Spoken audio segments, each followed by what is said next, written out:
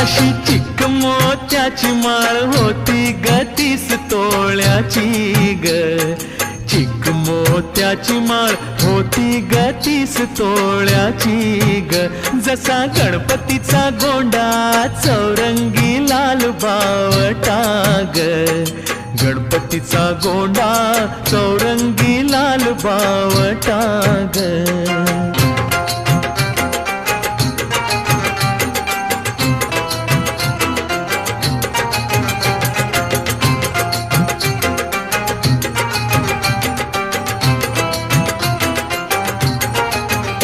या चिकमाळेला रेशमी मौचार दोराग.